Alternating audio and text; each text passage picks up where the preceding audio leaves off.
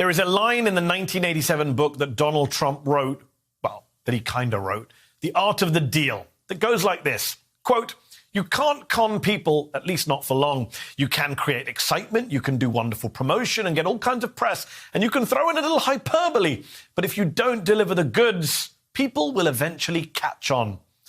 I've been thinking a lot about that quote as Trump's disastrous presidency nears its merciful end, along with one of his tweets, because there's always a tweet, from 2013.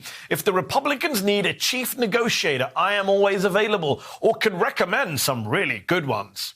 Well, they got him as their chief negotiator. Lucky them. So let's look at how he's done over these past 4 years. Remember Trump's courtship of North Korean dictator Kim Jong-un?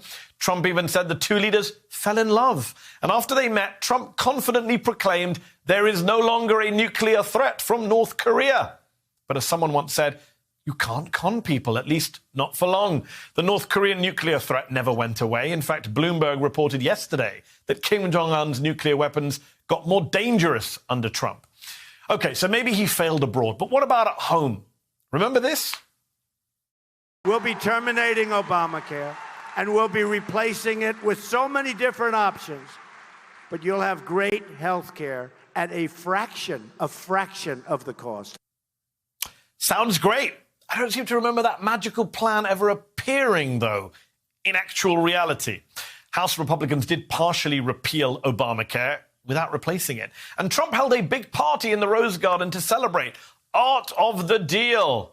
But even that half measure failed, thanks in part to a thumbs down from John McCain in the Senate.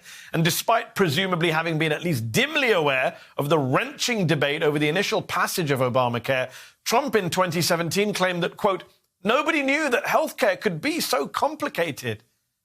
Yeah, we knew.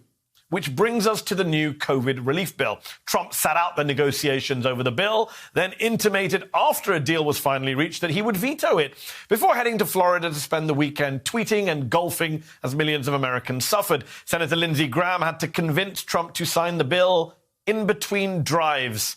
Hit a shot, take a phone call. Hit a shot, talk about what's a good deal, Graham said. Trump ultimately signed the bill and got nothing out of his tantrum. The bill didn't change. All Trump did was create headaches for his party by belatedly backing a Democratic demand for $2,000 direct payments. Trump forcing sycophants like Louis Gohmert to choose between their right-wing ideology and their loyalty to the president. Gohmert opposed the $2,000 payments yesterday, which raises the question, Congressman, why don't you support the president you're so desperate to keep in office? Look, Donald Trump has had 4 years to prove himself the ultimate deal maker. What he has proven instead is the truth of a line from his own book that almost certainly came from his ghostwriter. If you don't deliver the goods, people will eventually catch on.